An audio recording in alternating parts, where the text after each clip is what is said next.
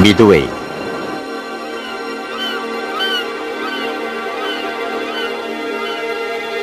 전쟁사에 있어 중요한 의미를 차지하는 곳입니다.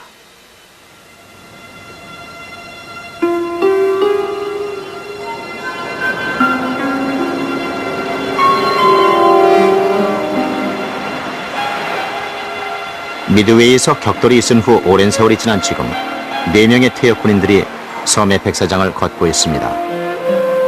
미국인 빌 서지와 해리 페리어, 일본인 하루오 요시노와 유지 아카마스. 이들은 모두 참전 용사들이었죠.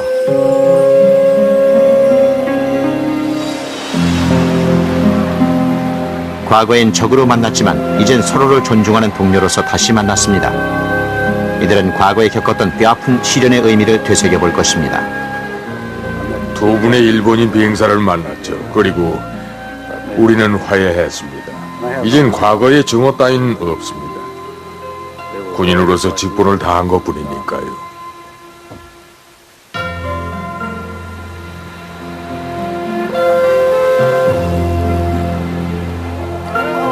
어서 오십시오. 네, 어서 오세요. 예, 반갑습니다. 네. 모두 70대의 노령에 접어든 이들은 해저 탐험가 로버트 벨러드의 탐사에 합류하기 위해 머나먼 길을 여행해 왔습니다.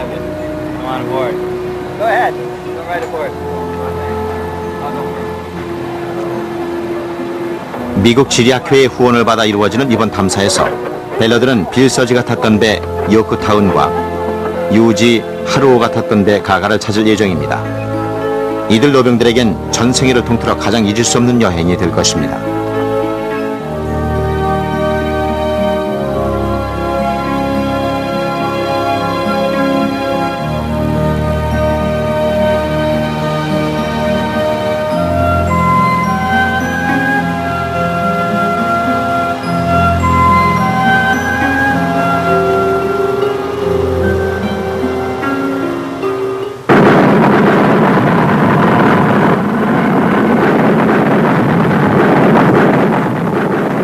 (1942년 5월)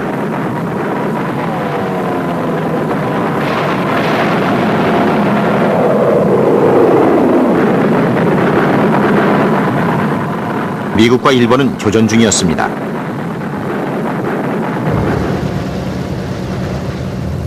(5개월) 전 일본은 진주만에 파상적인 기습 공격을 가했습니다.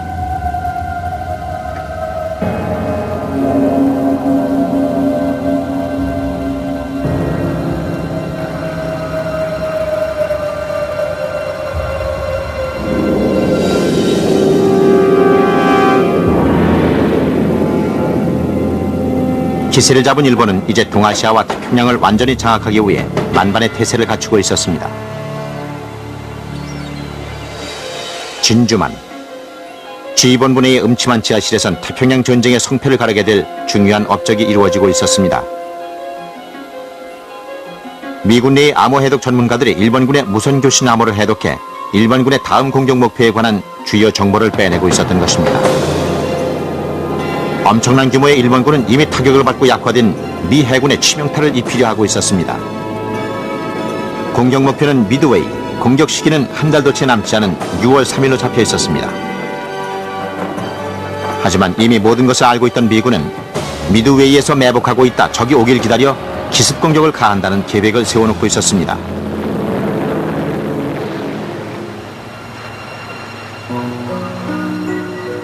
탐사 첫째 날, 4명의 노병들은 탐사를 시작하기 위해 미드웨이로부터 약 300km 떨어진 해상에 나와 있습니다. 벨러드가 요크타운이 가라앉았다고 추정하고 있는 지점이죠. 어딜 봐도 배가 가라앉았다는 흔적은 없고 시퍼런 물과 이따금씩 날아드는 바다새뿐입니다.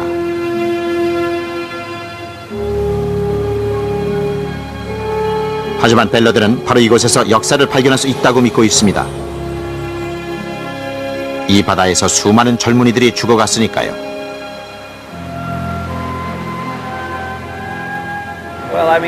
제가 와 있는 바로 이것이 전투가 일어났던 것입니다. 남북전쟁의 게티즈버그나 2차 대전의 노르망디만큼이나 역사적으로 중요한 곳이라 할 수 있죠. 이것은 인류 역사상 커다란 사건이자 큰 비극이 펼쳐졌던 무대입니다. 지금 우리가 바로 그 무대에 와 있는 거죠. 벨러드가 주변을 살피는 동안 노병들은 전쟁 당시의 기억을 되살리고 있습니다.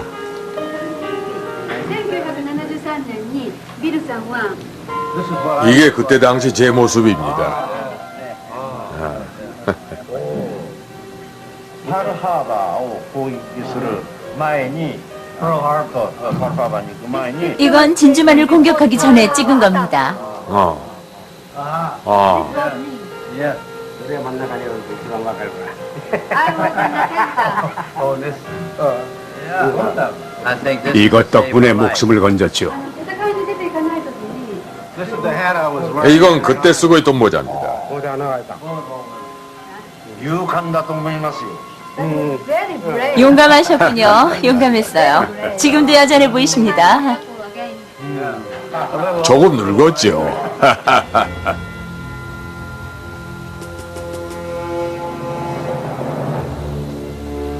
(1942년) 진주만. 당시 요크타우노의 수병이었던 빌 서지는 곧 미드웨이라는 곳으로 출격한다는 소리를 들었습니다. 미드웨이란 말이 너무 낯설고 이상해서 왠지 두렵고 심상치 않은 기분이 들었습니다. 사실 우린 미드웨이라는 곳에 대해 전혀 아는 바가 없었습니다. 그저 도움이 필요하다니까 간 것뿐이었죠.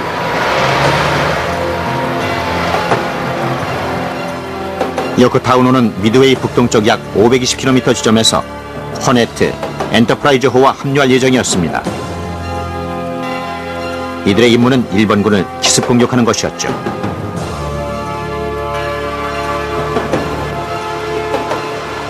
같은 시각 얼마 전 진주만을 폭격했던 네 척의 일본 항공모함 아카기, 가가, 서류, 히도호가 사령관 주이치 나구모 제독의 지휘 아래 미드웨이로 향하고 있었습니다. 일본 측은 미국이 함정을 파고 기다리고 있으리라고는 꿈에도 생각지 못했습니다.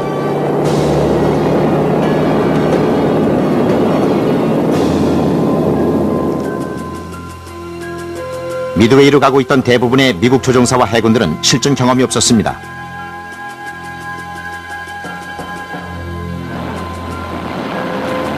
요크타우노의 통신병이자 사격수였던 로이드 칠더스도 경험이 없긴 마찬가지였죠. 뇌격기 비행대에 배속됐던 그는 아직도 출격 전에 상관이 내렸던 지시 내용을 잊지 못합니다. 아직도 생생히 기억이 납니다. 만일 적군과 싸우게 돼서 우리 측 구축함에 15대 뇌격기가 일제히 공격에 나선다면 그 중에 3대만 적함의 어뢰를 멍중시켜도 우린 임무를 완수했다고 보면 된다라는 내용이었습니다. 그 말을 듣고 전 긴장했습니다. 승산이 없는 것 같았으니까요. 로이드 칠더스는 실제로 전세가 몹시 불리하다는 것을 곧 알게 됐습니다.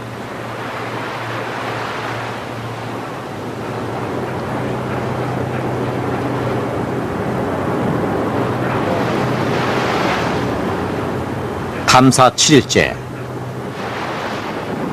마침내 바다 밑을 살펴볼 시간이 됐습니다.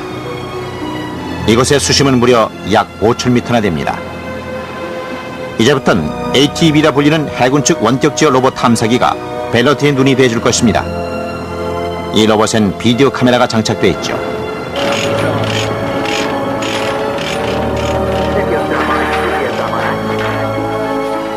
몇 년 동안 철저히 계획을 세우고 엄청난 노력을 기울여온 벨러드가 과연 가라앉은 요크타우노를 찾아낼 수 있을까요?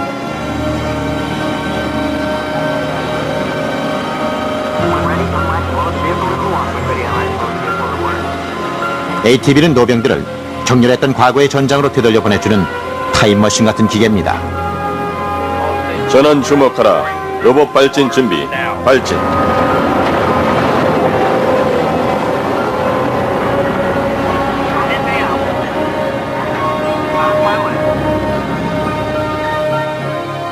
(56년) 전 가판 위를 오르내리는 게 기억이 납니다. 다시 그 가판을 보게 될지도 모르겠군요. 그럼 옛날 생각이 나겠죠.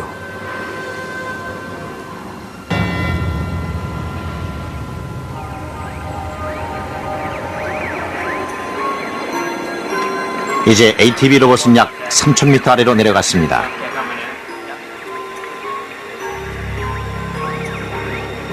바닥에 점점 가까워지고 있습니다.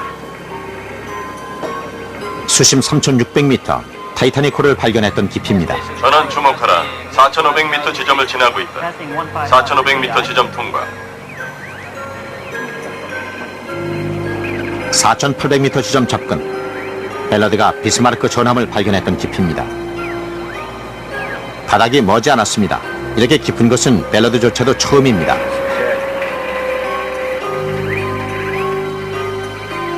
그런데 바닥을 약 120m 앞둔 지점에서 문제가 발생했습니다.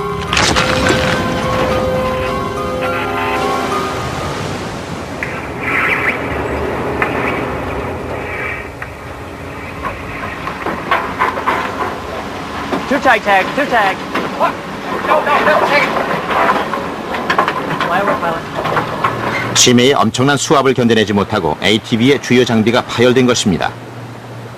그 장비는 안쪽에서 파열되어 박살이 나 있었습니다.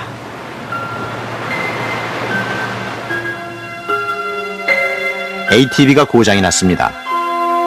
손상이 어느 정도인지는 아직 모르죠. 어쩌면 손상이 심해 탐사를 포기해야 할지도 모릅니다.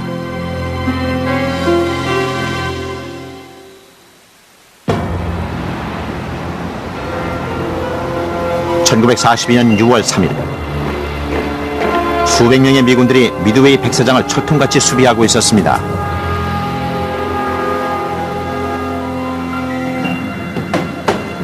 수십 대의 전투기, 폭격기와 뇌격기도 대기하고 있었죠.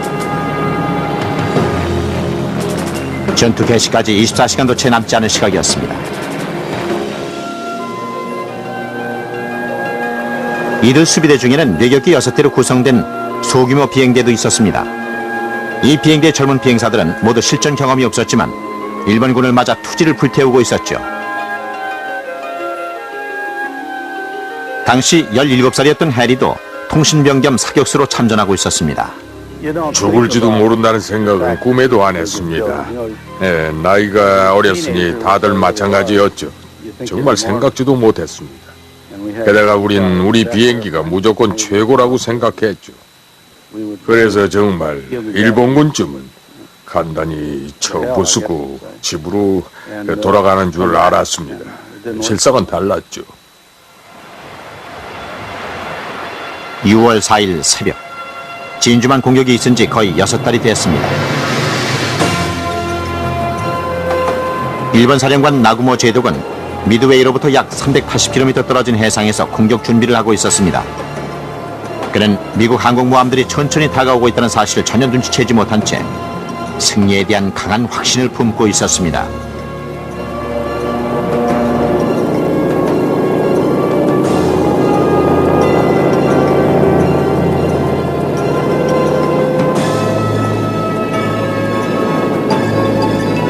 우리 대원들은 그때까지 연전연승했기 때문에 당연히 또 이길 거라고 생각을 하고 있었습니다. 드디어 공격이 개시됐습니다.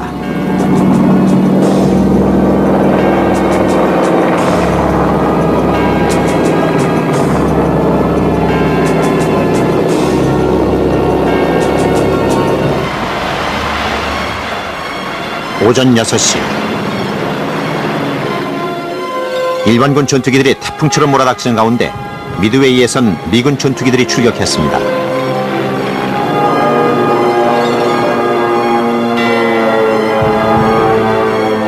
출격한 전투기 중엔 해리 페리어, 버트 어니스트, 그리고 제이 매닝이 탄 뇌격기도 있었습니다. 그들은 일본 항공모함들을 뒤쫓고 있었죠.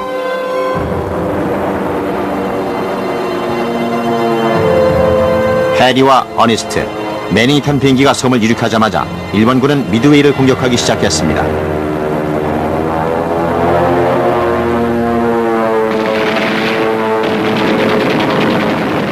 미군도 사력을 다해 반격했습니다.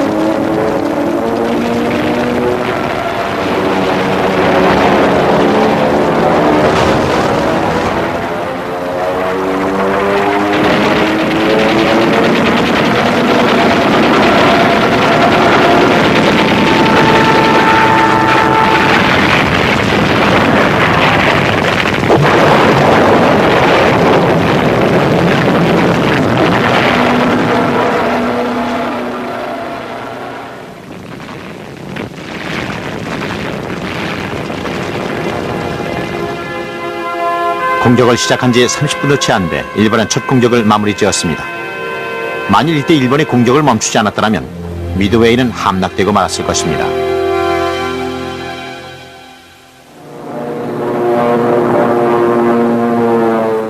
(1942년 6월 4일) 오전 6시 50분 미드웨이로부터 약 260km 떨어진 상공에선 해리와 어니스트 매닝턴 뇌격기가 일본 함대를 향해 날아가고 있었습니다.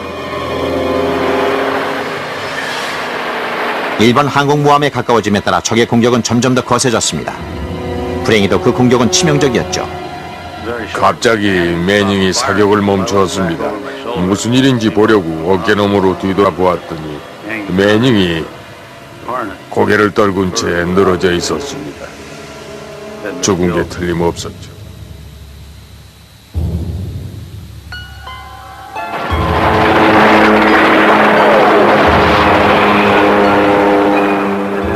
그리고 그 다음 순간 정신을 차려보니 저도 고개를 떨구고 머리에서 피를 흘리고 있었죠. 그들의 비행기는 충격을 받고 조종장치와 나침반에 이상이 생겼습니다. 동료 제이 매닝은 사망했죠. 하지만 해리와 어니스트는 아직도 살아있었고 어떻게든 돌아갈 길을 찾아야만 했습니다. 일단 구름 위로 올라가 주변에 무엇이 있는지 살펴봐야겠다고 생각했습니다. 그런데 위로 올라가 보니 동쪽으로 거대한 버섯 모양의 구름이 퍼져 있었죠. 그 순간 우린 미드웨이가 폭격을 받았다는 걸 깨달았습니다.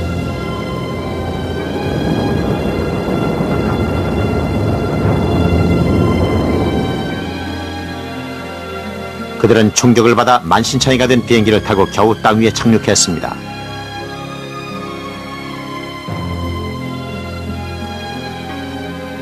해리는 야전병원에서 응급처치를 받은 후 나머지 5대의 비행기가 돌아오길 기다렸습니다. 하지만 기다림은 허사가 됐죠. 점심때가 되자 모든 일이 명백해졌습니다. 무사히 귀환한 건 우리 비행기 한 대뿐이었던 거죠. 나머지 5대는 돌아오지 못했습니다. 모두 격추됐던 거죠.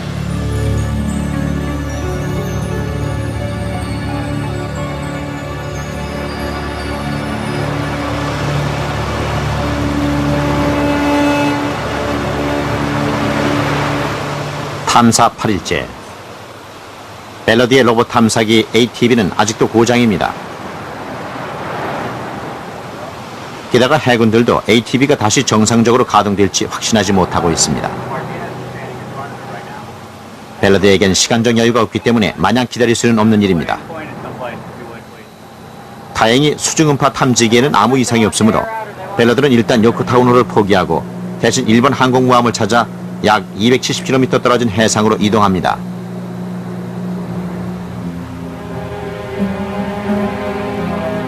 두 일본인 노병은 그들이 탔던 배 가가가 침몰한 후 56년 만에 처음으로 이 바다를 찾았습니다. 하지만 당시의 흔적은 간 곳이 없습니다. 배를 다시 볼지도 모른다고 생각하니 가슴이 뛰는군요. 전 배가 가라앉던 모습을 한순간도 잊은 적이 없습니다. 빨리 찾았으면 좋겠어요.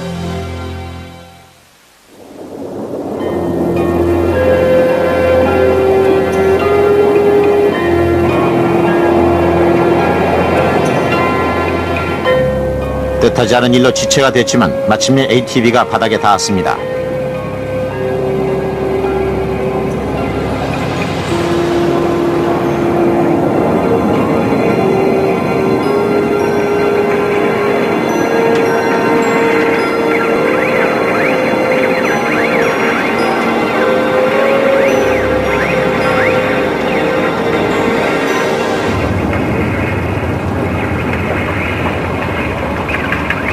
하지만 바다 밑엔 항공모함도 비행기도 없었습니다. 오로지 바위와 진흙뿐이었죠.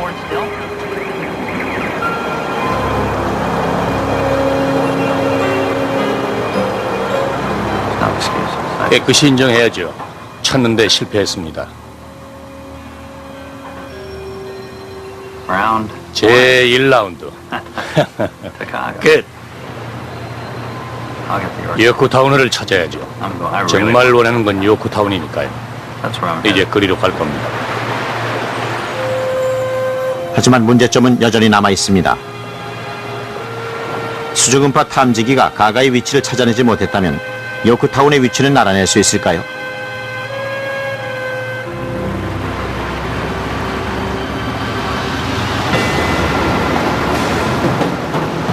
오전 7시 미드웨이 근해. 일본군 사령관 나구모 제독은 아직도 미국이 파놓은 함정에 대해 전혀 모르고 있었습니다.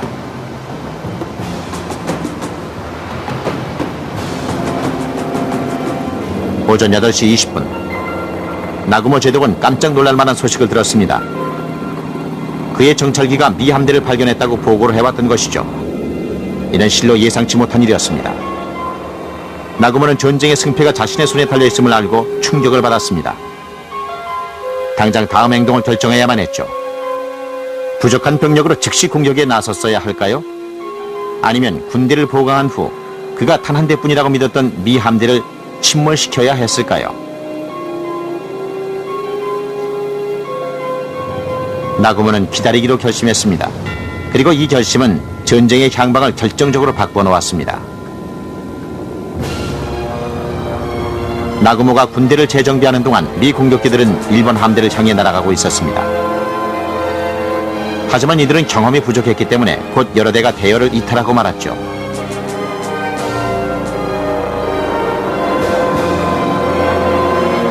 대부분의 뇌격기들은 전투기의 보호도 없이 빠르고 파괴적인 일본의 제로센 전투기와 맞섰습니다.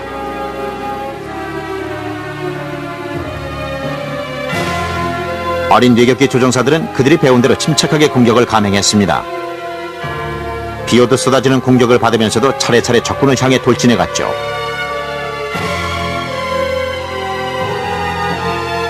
그리고는 차례로 공중에서 사라지고 말았습니다.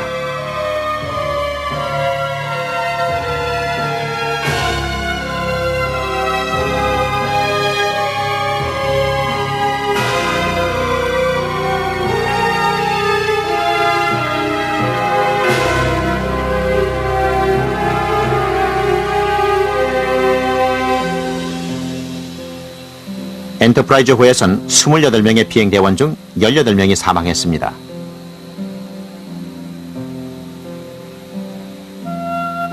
요코타운호에선 24명 중 21명이 사망했죠. 그리고 호네토호에선 총 30명의 대원 중 단 한 명만이 목숨을 건졌습니다.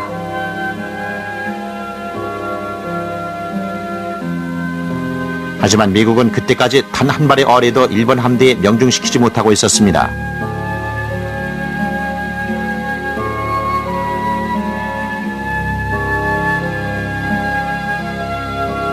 수많은 희생에도 불구하고 미국은 전쟁에서 지고 있었던 것입니다.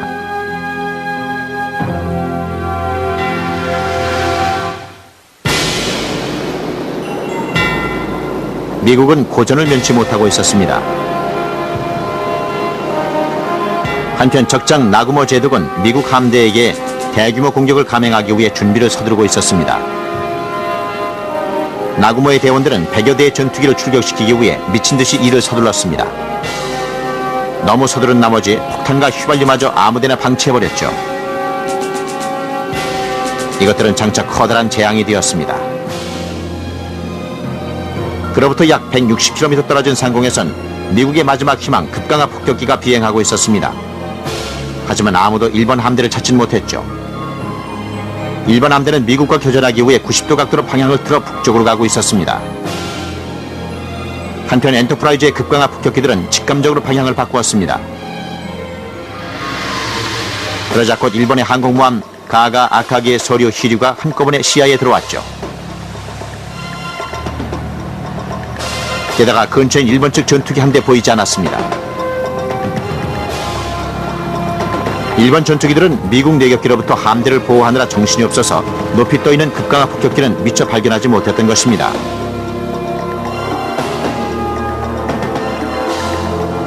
그야말로 딕베스트 중위가 바라던 바였죠. 가판 색깔이 노란 걸 보고 정말이지 깜짝 놀랐습니다. 우리 배라면은 갑판 색깔이 파래야만 했으니까요. 갑판 색깔이 노란 데다가 떠오르는 태양 같은 게 승강기 전면에 보였습니다. 붉게 빛나고 있었죠. 바로 일본군 앞에 와 있었던 것입니다. 베스트는 그 태양을 향해 돌진했습니다.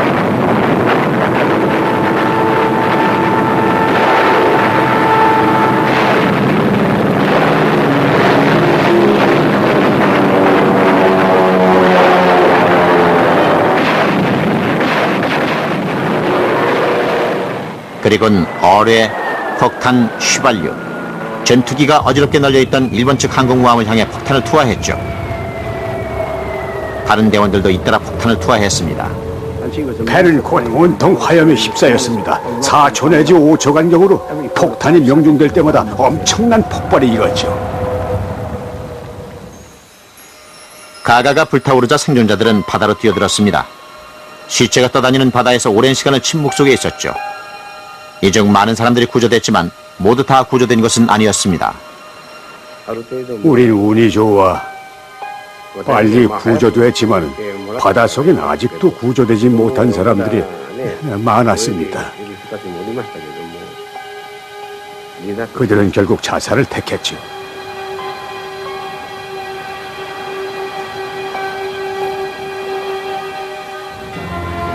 단 5분 만에 가가 아카기의 소류가 침몰됐고 수십 대의 비행기가 파괴됐으며 수백 명의 젊은이들이 목숨을 잃었습니다. 배가 타버리자 하늘에 있던 일본군 비행기들은 착륙할 장소를 잃었습니다.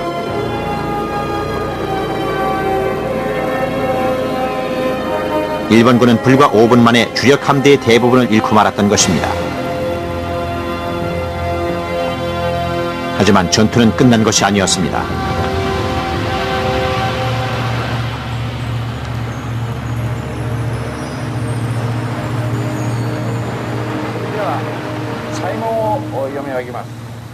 우선 이곳에 잠든 전우들에게 경의를 표하고 싶습니다. 벨러드의 일본 배 탐사는 실패로 끝났습니다. 이제 일본인 두 사람은 곧 이 배를 떠날 것입니다. 사이먼, 미드웨이 오키노海底に眠る 아메리카. 하지만 요시노와 아카마스는 이번 여행을 통해 미드웨이 해전에서 전사한 동료들에게 경의를 표하고 그들을 다시 한번 떠올릴 수 있는 기회를 얻었습니다.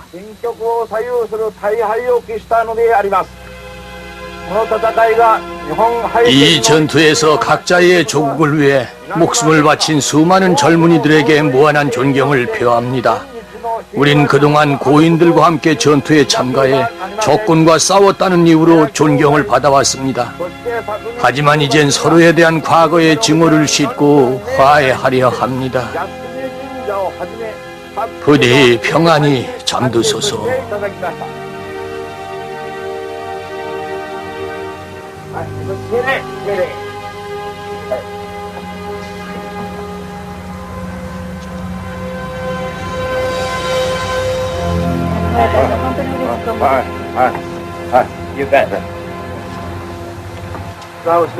저 또한 요시노 씨와 아카마스 씨처럼 마음속으로 경의를 표하고 있었습니다.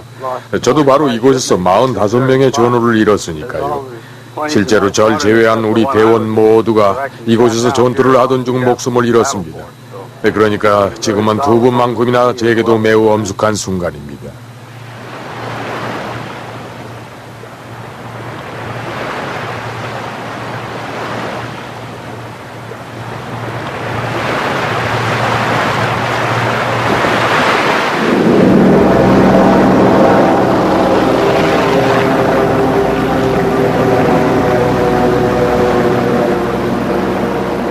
(6월 4일) 오전 11시 나구모 제독은 이제 하나밖에 남지 않은 유일한 항공모함 히리호에 남은 비행기들을 다시 모으고 있었습니다.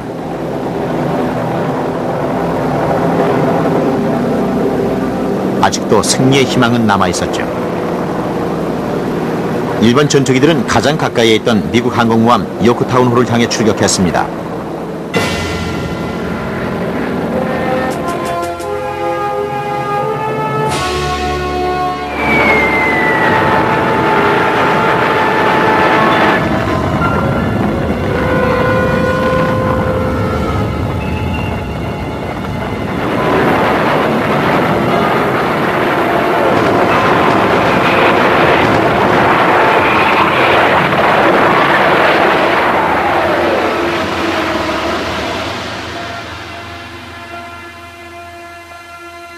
일본의 급강하 폭격기들은 세 발을 배에 명중시켰고 이로 인해 수십 명의 사망자가 발생했습니다.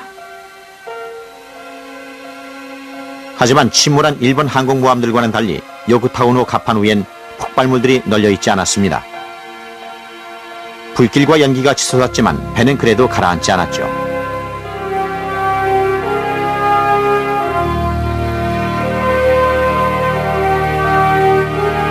두 시간 후 요크타운의 수리가 한창이던 중 일본군은 두 번째 공격을 시작했습니다.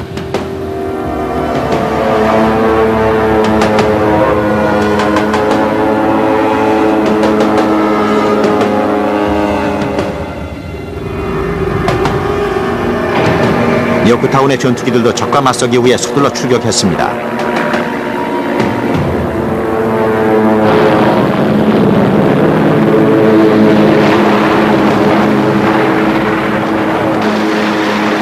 일본군 뇌격기들은 차례로 격추됐죠.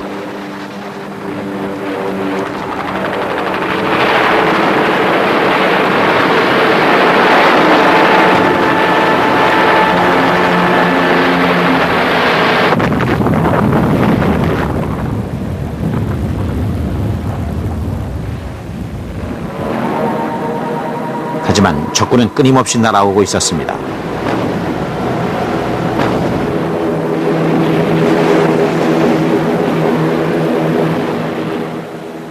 밖을 보니 어뢰가 오고 있는 것이 보였습니다. 꼭 5센트짜리 동전 같은 게 물속에서 오는 것 같았죠. 바로 우리 밑으로요. 끝장이라는 생각이 들더군요. 콘이어 폭발을 했죠. 요크타우노는 항해 불능 상태에 빠졌습니다. 시급히 일본 항공모함 히류를 막아야만 했죠.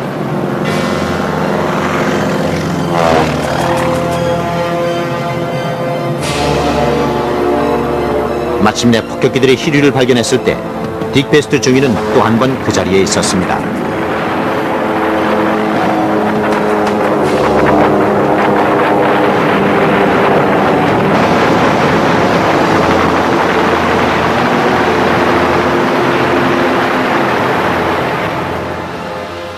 충분히 날아갔다고 느껴지자 뒤돌아 보았습니다. 아침에 보았던 것처럼 배가 불타고 있었죠.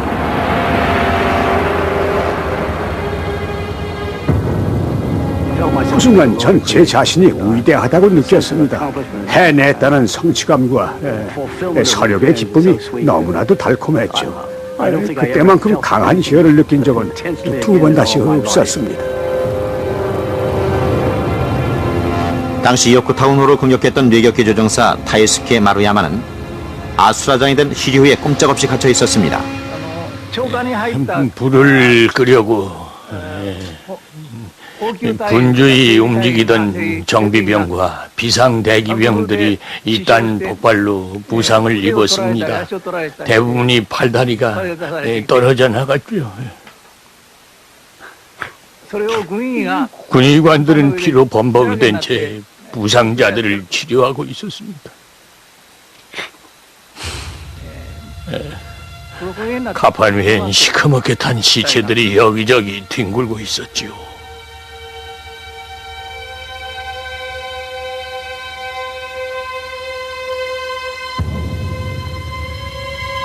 히류, 소류, 아카기, 가가. 그날이 저물 무렵 일본 항공모함 4척은 모두 침몰하고 말았습니다. 수백 명의 젊은이들이 목숨을 잃거나 부상을 당했고 물에 빠져 죽은 사람도 많았습니다.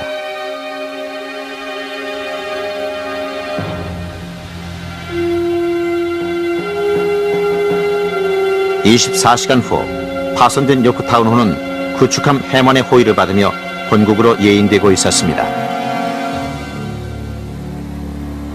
하지만 적군의 잠수함이 물속에 숨어 있다는 사실은 아무도 몰랐습니다. 일본군은 마지막까지 기회를 놓치지 않았죠.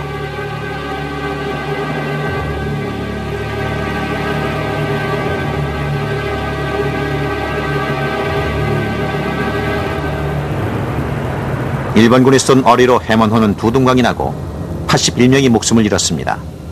요크타우노는 치명적 손상을 입었죠. 요크타우노는 가라앉고 싶지 않다는 듯 다음 날까지도 바다 위에 떠 있었습니다. 이베이 통신병이었던 로이드 칠더스는 양다리에 중상을 입고 다른 데로 옮겨져 치료를 받았습니다. 그리고 요크타운이 가라앉는 모습을 지켜봤죠. 그 거대한 배가 넘실대는 물속으로 천천히 가라앉더니 마침내 사라져 버렸습니다. 우리는 그 배가 완전히 보이지 않게 될 때까지 배에서 눈을 뗄 수가 없었습니다.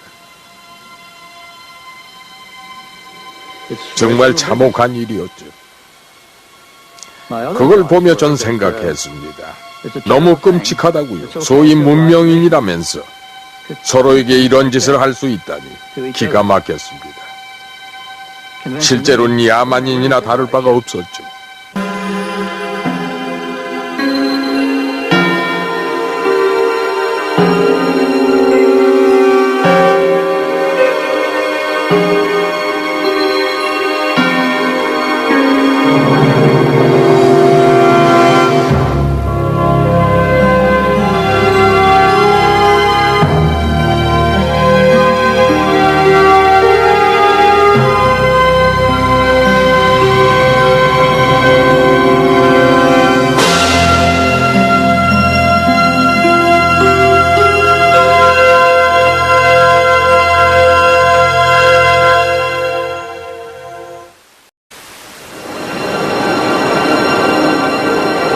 미드웨이.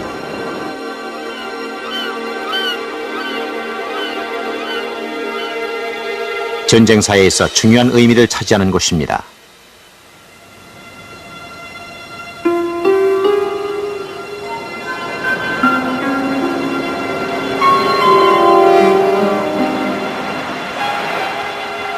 미드웨이에서 격돌이 있은 후 오랜 세월이 지난 지금 4명의 퇴역 군인들이 섬의 백사장을 걷고 있습니다. 미국인 빌 서지와 해리 페리어, 일본인 하루오 요시노와 유지 아카마스.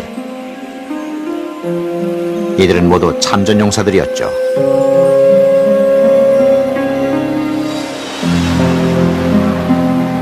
과거엔 적으로 만났지만 이젠 서로를 존중하는 동료로서 다시 만났습니다. 이들은 과거에 겪었던 뼈아픈 시련의 의미를 되새겨볼 것입니다. 두 분의 일본인 비행사를 만났죠. 그리고 우리는 화해했습니다. 이젠 과거의 증오 따윈 없습니다. 군인으로서 직분을 다한 것뿐이니까요.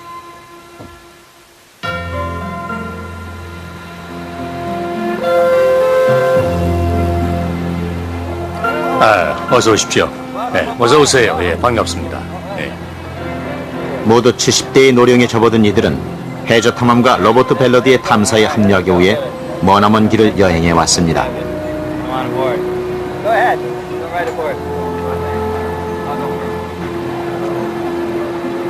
미국 지리학회의 후원을 받아 이루어지는 이번 탐사에서 벨러드는 빌 서지가 탔던 배 요크타운과 유지 하루오가 탔던 배 가가를 찾을 예정입니다. 이들 노병들에겐 전생애를 통틀어 가장 잊을 수 없는 여행이 될 것입니다.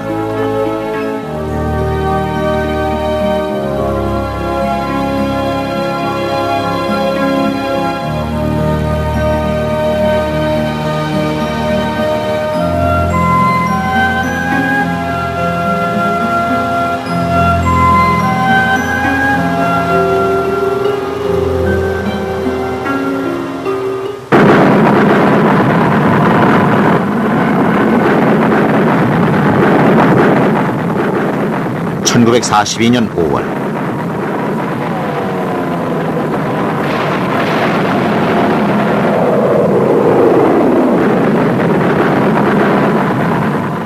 미국과 일본은 교전 중이었습니다.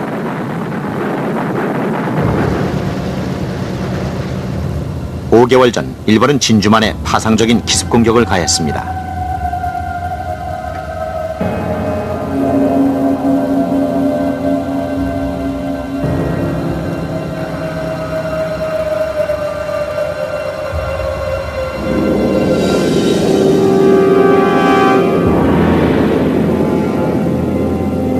기세를 잡은 일본은 이제 동아시아와 태평양을 완전히 장악하기 위해 만반의 태세를 갖추고 있었습니다. 진주만. 지휘본부내의 음침한 지하실에선 태평양 전쟁의 성패를 가르게 될 중요한 업적이 이루어지고 있었습니다. 미군 내의 암호 해독 전문가들이 일본군의 무선 교신 암호를 해독해 일본군의 다음 공격 목표에 관한 주요 정보를 빼내고 있었던 것입니다. 엄청난 규모의 일본군은 이미 타격을 받고 약화된 미 해군의 치명타를 입히려 하고 있었습니다. 공격 목표는 미드웨이, 공격 시기는 한 달도 채 남지 않은 6월 3일로 잡혀 있었습니다.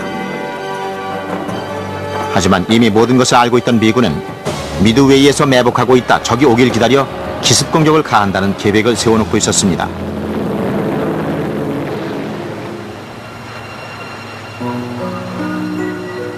탐사 첫째 날, 4명의 노병들은 탐사를 시작하기 위해 미드웨이로부터 약 300km 떨어진 해상에 나와 있습니다. 벨러드가 요크타운이 가라앉았다고 추정하고 있는 지점이죠. 어딜 봐도 배가 가라앉았다는 흔적은 없고 시퍼런 물과 이따금씩 날아드는 바다새뿐입니다.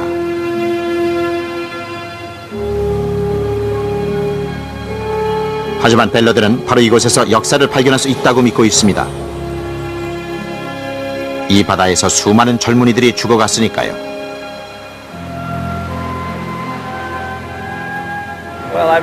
제가 와 있는 바로 이것이 전투가 일어났던 것입니다.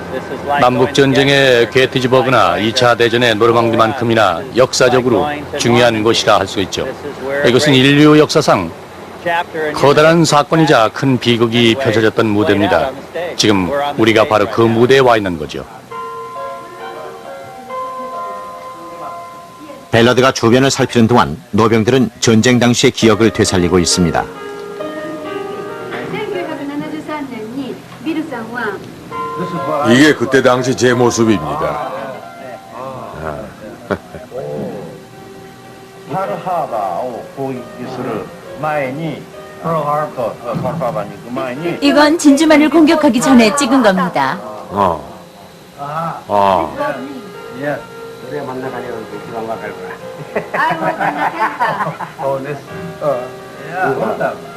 이것 덕분에 목숨을 건졌죠. 戦いに出ていかないときに 이건 그때 쓰고 있던 모자입니다. 勇敢だと思いますよ Very brave. 용감하셨군요. 용감했어요. 지금도 여전해 보이십니다. 조금 늙었죠.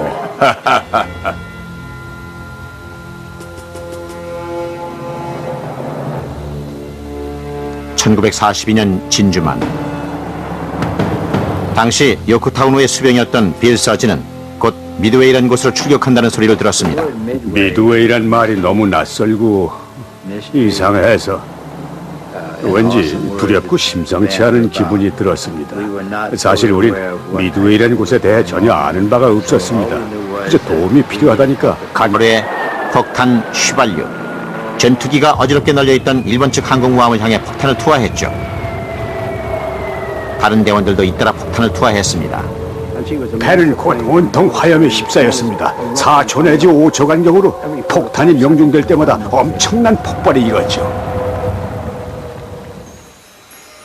가가가 불타오르자 생존자들은 바다로 뛰어들었습니다. 시체가 떠다니는 바다에서 오랜 시간을 침묵 속에 있었죠. 이 중 많은 사람들이 구조됐지만 모두 다 구조된 것은 아니었습니다. 우린 운이 좋아 빨리 구조됐지만 바닷속엔 아직도 구조되지 못한 사람들이 많았습니다. 그들은 결국 자살을 택했죠.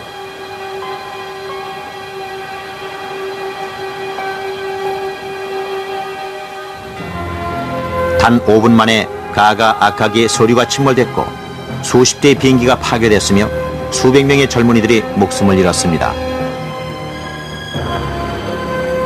배가 타버리자 하늘에 있던 일본군 비행기들은 착륙할 장소를 잃었습니다.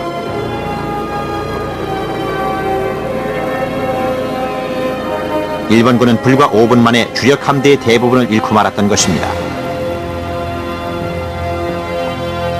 하지만 전투는 끝난 것이 아니었습니다.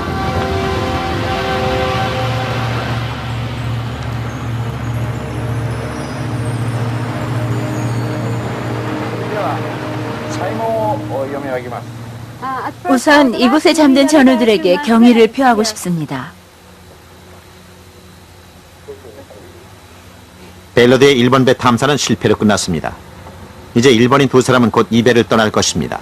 サイゴンミッドウェー沖の海底に眠るアメリカ 하지만 요시노와 아카마스는 이번 여행을 통해 미드웨이 해전에서 전사한 동료들에게 경의를 표하고 그들을 다시 한번 떠올릴 수 있는 기회를 얻었습니다.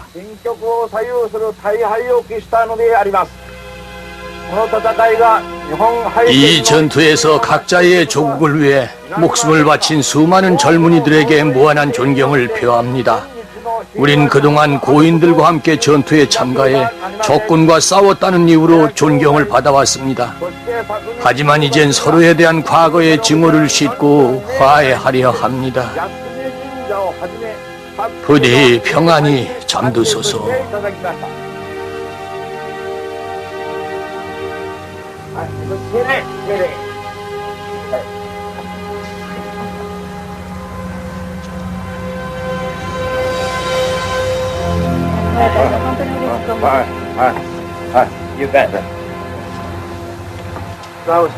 저 또한 요시노 씨와 아카마스 씨처럼 마음속으로 경의를 표하고 있었습니다. 저도 바로 이곳에서 45명의 전우를 잃었으니까요. 실제로 절 제외한 우리 대원 모두가 이곳에서 전투를 하던 중 목숨을 잃었습니다.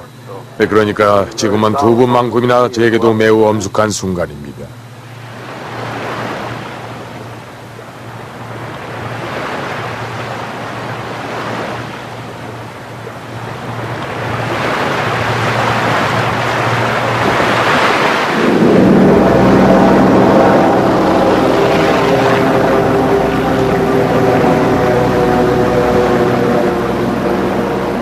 (2월 4일) 오전 11시 나구모 제독은 이제 하나밖에 남지 않은 유일한 항공모함 히리호에 남은 비행기들을 다시 모으고 있었습니다.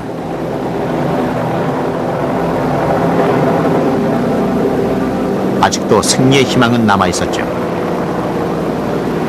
일본 전투기들은 가장 가까이에 있던 미국 항공모함 요크타운호를 향해 출격했습니다.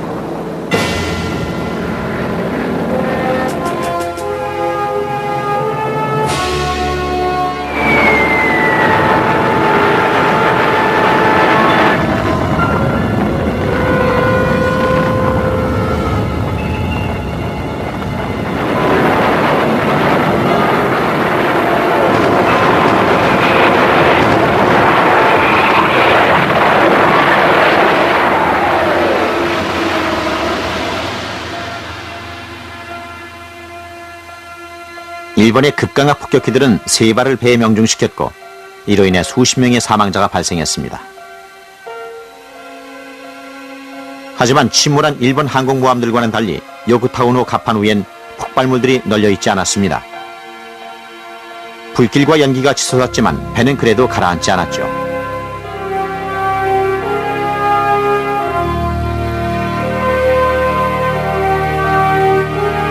두 시간 후 요크타운의 수리가 한창이던 중 일본군은 두 번째 공격을 시작했습니다.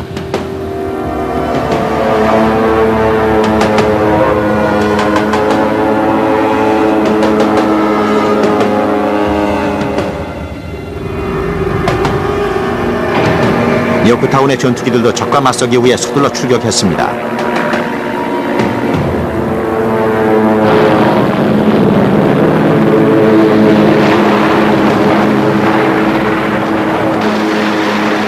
일본군 뇌격기들은 차례로 격추됐죠.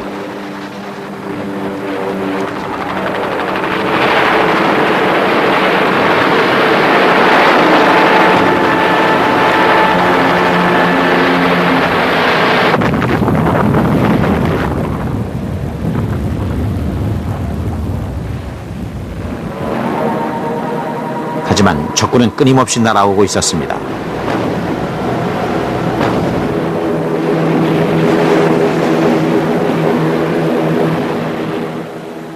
밖을 보니 어뢰가 오고 있는 것이 보였습니다. 꼭 5센트짜리 동전 같은 게 물속에서 오는 것 같았죠. 바로 우리 밑으로요. 끝장이라는 생각이 들더군요. 콘이어 폭발을 했죠. 요크타운호는 항해 불능 상태에 빠졌습니다. 시급히 일본 항공모함 히류를 막아야만 했죠. 그것뿐이었죠.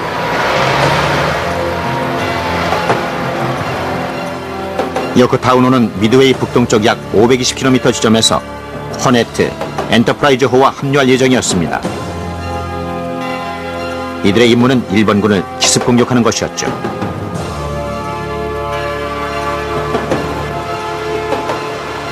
같은 시각 얼마 전 진주만을 폭격했던 4척의 일본 항공모함 아카기, 가가, 소류, 히도호가 사령관 주이치 나구모 제독의 지휘 아래 미드웨이로 향하고 있었습니다. 일본 측은 미국이 함정을 파고 기다리고 있으리라고는 꿈에도 생각지 못했습니다.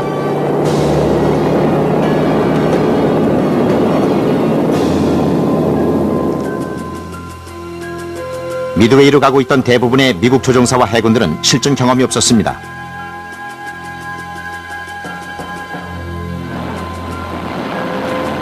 요코타우노의 통신병이자 사격수였던 로이드 칠더스도 경험이 없긴 마찬가지였죠. 뇌격기 비행대에 배속됐던 그는 아직도 출격 전에 상관이 내렸던 지시 내용을 잊지 못합니다.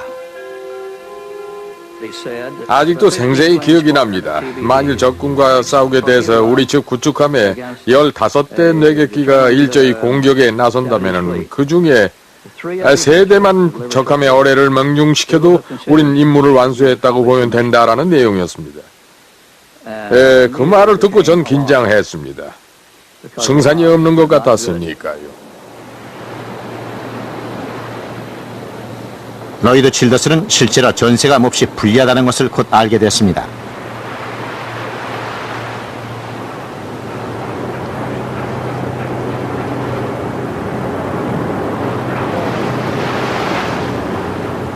탐사 7일째. 마침내 바다 밑을 살펴볼 시간이 됐습니다. 이곳의 수심은 무려 약 5,000m나 됩니다. 이제부터는 ATV라 불리는 해군 측 원격지어 로봇 탐사기가 벨러트의 눈이 돼줄 것입니다. 이 로봇엔 비디오 카메라가 장착돼 있죠.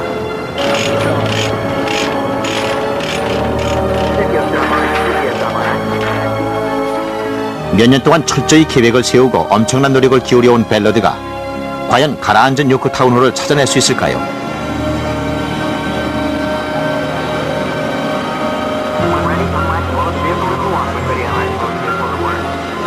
ATV는 노병들을 격렬했던 과거의 전장으로 되돌려 보내주는 타임머신 같은 기계입니다. 전원 주목하라. 로봇 발진 준비. 발진.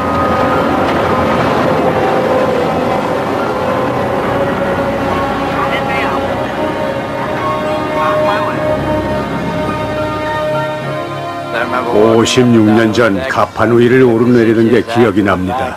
다시 그 가판을 보게 될지도 모르겠군요. 그럼 옛날 생각이 나겠죠.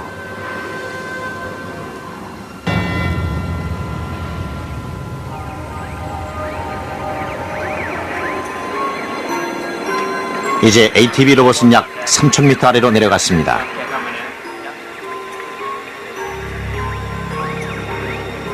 바닥에 점점 가까워지고 있습니다.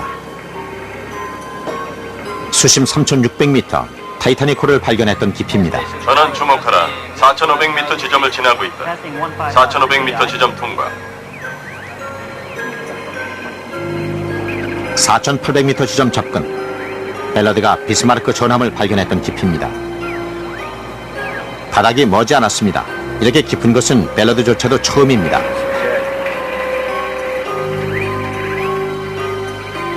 그런데 바닥을 약 120m 앞은 지점에서 문제가 발생했습니다.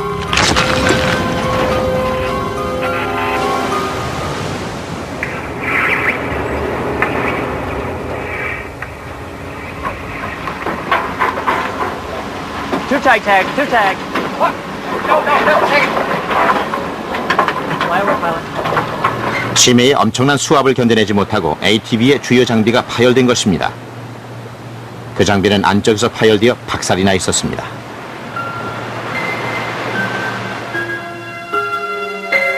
ATV가 고장이 났습니다. 손상이 어느 정도인지는 아직 모르죠.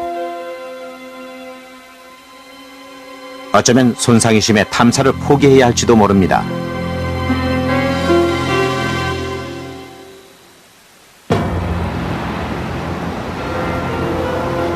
(1942년 6월 3일) 수백 명의 미군들이 미드웨이 백사장을 철통같이 수비하고 있었습니다.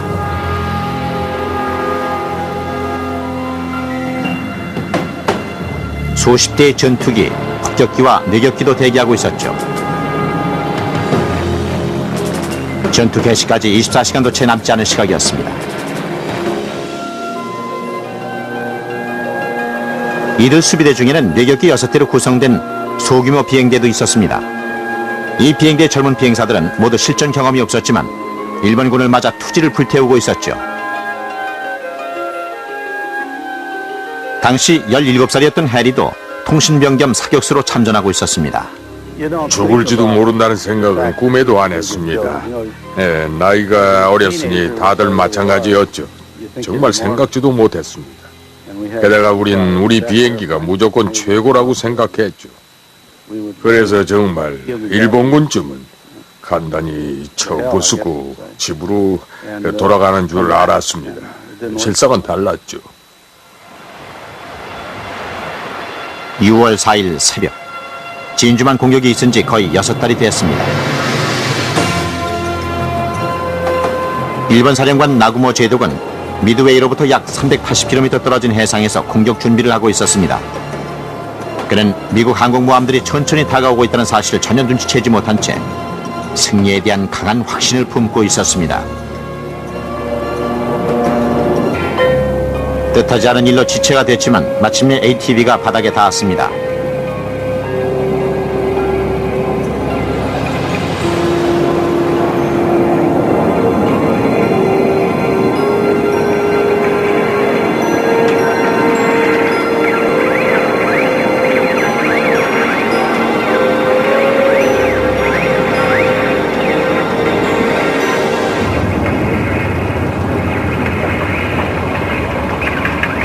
하지만 바다 밑엔 항공모함도 비행기도 없었습니다.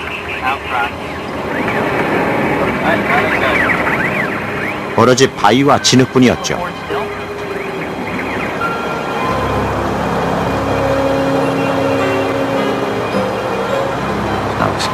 깨끗이 인정해야죠. 찾는데 실패했습니다. 제 1라운드. 끝. 요코타운을 찾아야죠. 정말 원하는 건 요코타운이니까요. 이제 그리로 갈 겁니다. 하지만 문제점은 여전히 남아 있습니다. 수중음파 탐지기가 가가의 위치를 찾아내지 못했다면 요코타운의 위치는 알아낼 수 있을까요?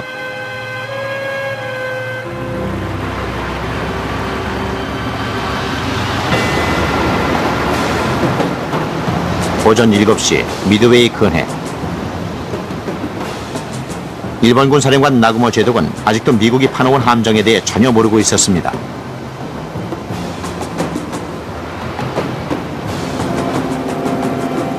오전 8시 20분 나구모 제독은 깜짝 놀랄 만한 소식을 들었습니다. 그의 정찰기가 미 함대를 발견했다고 보고를 해왔던 것이죠. 이는 실로 예상치 못한 일이었습니다. 나구모는 전쟁의 승패가 자신의 손에 달려있음을 알고 충격을 받았습니다. 당장 다음 행동을 결정해야만 했죠. 부족한 병력으로 즉시 공격에 나섰어야 할까요? 아니면 군대를 보강한 후 그가 단 한 대뿐이라고 믿었던 미 함대를 침몰시켜야 했을까요? 나구모는 기다리기로 결심했습니다. 그리고 이 결심은 전쟁의 향방을 결정적으로 바꿔놓았습니다. 나구모가 군대를 재정비하는 동안 미 공격기들은 일본 함대를 향해 날아가고 있었습니다. 하지만 이들은 경험이 부족했기 때문에 곧 여러 대가 대열을 이탈하고 말았죠.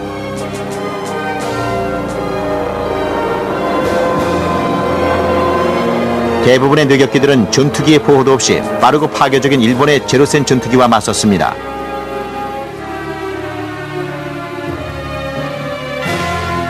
어린 뇌격기 조종사들은 그들이 배운 대로 침착하게 공격을 감행했습니다.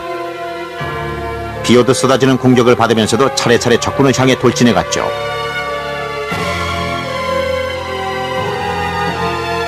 그리고는 차례로 공중에서 사라지고 말았습니다.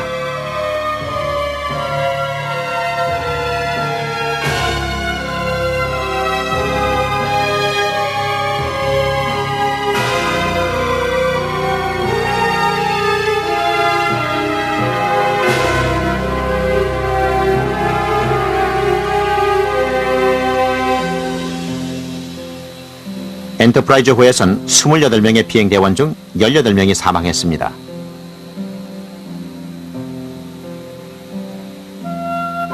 요코타우노에선 24명 중 21명이 사망했죠.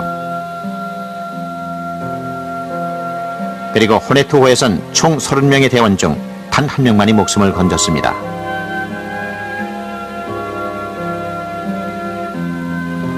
하지만 미국은 그때까지 단 한 발의 어뢰도 일본 함대에 명중시키지 못하고 있었습니다.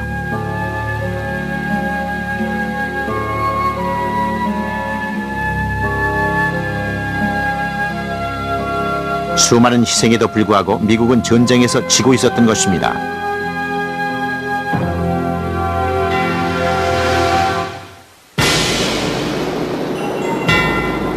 미국은 고전을 면치 못하고 있었습니다. 한편 적장 나구모 제독은 미국 함대에게 대규모 공격을 감행하기 위해 준비를 서두르고 있었습니다. 나구모의 대원들은 100여 대의 전투기를 출격시키기 위해 미친 듯이 일을 서둘렀습니다. 너무 서두른 나머지 폭탄과 휘발유마저 아무데나 방치해버렸죠. 이것들은 장차 커다란 재앙이 되었습니다. 그로부터 약 160km 떨어진 상공에선 미국의 마지막 희망 급강하 폭격기가 비행하고 있었습니다. 하지만 아무도 일본 함대를 찾진 못했죠. 일본 함대는 미국과 교전하기 위해 90도 각도로 방향을 틀어 북쪽으로 가고 있었습니다. 한편 엔터프라이즈의 급강하 폭격기들은 직감적으로 방향을 바꾸었습니다. 그러자 곧 일본의 항공모함 가가 아카기의 소류 히류가 한꺼번에 시야에 들어왔죠. 게다가 근처엔 일본 측 전투기 한 대 보이지 않았습니다. 일본 전투기들은 미국 내격기로부터 함대를 보호하느라 정신이 없어서 높이 떠있는 급강하 폭격기는 미처 발견하지 못했던 것입니다.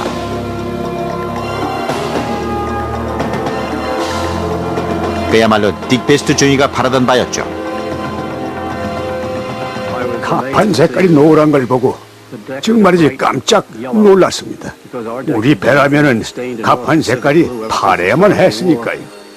가판 색깔이 노란 데다가 떠오르는 태양 같은 게 승강기 전면에 보였습니다. 붉게 빛나고 있었죠. 바로 일본군 앞에 와 있었던 것입니다. 베스트는 그 태양을 향해 돌진했습니다.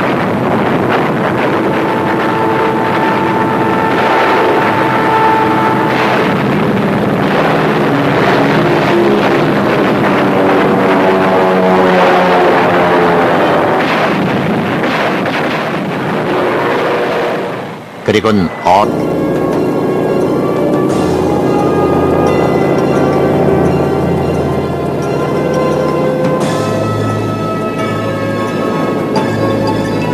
우리 대원들은 그때까지 연전연승했기 때문에 당연히 또 이길 거라고 생각을 하고 있었습니다. 드디어 공격이 개시됐습니다.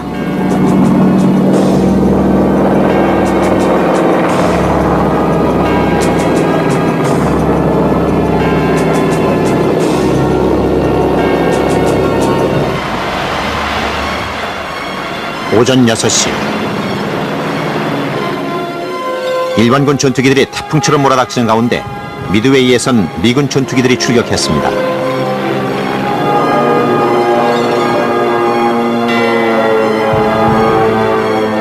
출격한 전투기 중엔 해리 페리어, 버트 어니스트, 그리고 제이 매닝이 탄 뇌격기도 있었습니다. 그들은 일본 항공모함들을 뒤쫓고 있었죠.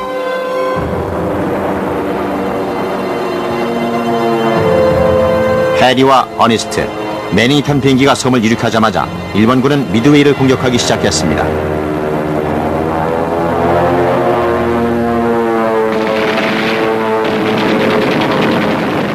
미군도 사력을 다해 반격했습니다.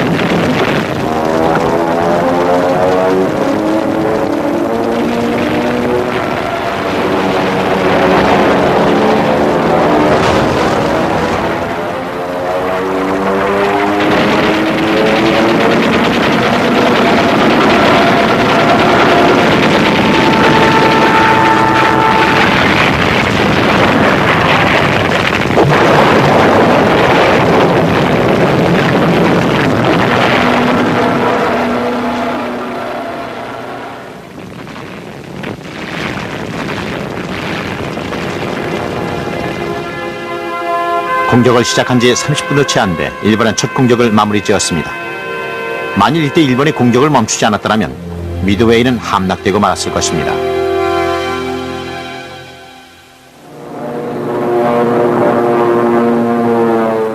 (1942년 6월 4일) 오전 6시 50분 미드웨이로부터 약 260km 떨어진 상공에선 해리와 어니스트 매닝턴 뇌격기가 일본 함대를 향해 날아가고 있었습니다. 일본 항공모함에 가까워짐에 따라 적의 공격은 점점 더 거세졌습니다. 불행히도 그 공격은 치명적이었죠. 갑자기 매닝이 사격을 멈추었습니다.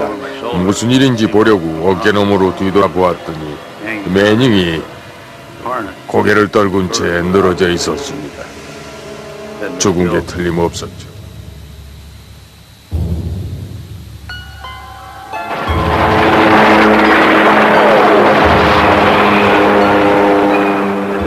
그리고 그 다음 순간 정신을 차려보니 저도 고개를 떨구고 머리에서 피를 흘리고 있었죠. 그들의 비행기는 충격을 받고 조종장치와 나침반에 이상이 생겼습니다. 동료 제이 매닝은 사망했죠. 하지만 해리와 어니스트는 아직도 살아있었고 어떻게든 돌아갈 길을 찾아야만 했습니다. 일단 구름 위로 올라가 주변에 무엇이 있는지 살펴봐야겠다고 생각했습니다. 그런데 위로 올라가 보니 동쪽으로 거대한 버섯 모양의 구름이 퍼져 있었죠. 순간 우린 미드웨이가 폭격을 받았다는 걸 깨달았습니다.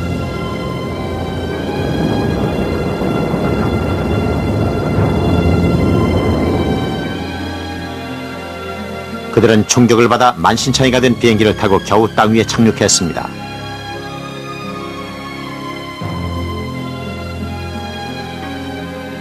해리는 야전병원에서 응급처치를 받은 후 나머지 5대의 비행기가 돌아오길 기다렸습니다. 하지만 기다림은 허사가 됐죠. 점심때가 되자 모든 일이 명백해졌습니다. 무사히 귀환한 건 우리 비행기 한 대뿐이었던 거죠. 나머지 5대는 돌아오지 못했습니다. 모두 격추됐던 거죠.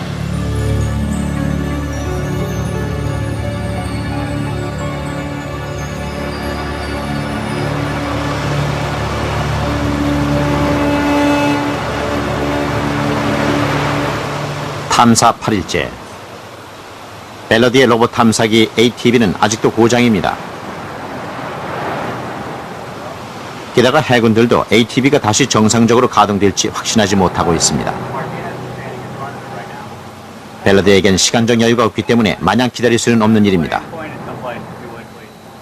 다행히 수중음파 탐지기에는 아무 이상이 없으므로 벨러들은 일단 요코타우노를 포기하고 대신 일본 항공모함을 찾아 약 270km 떨어진 해상으로 이동합니다.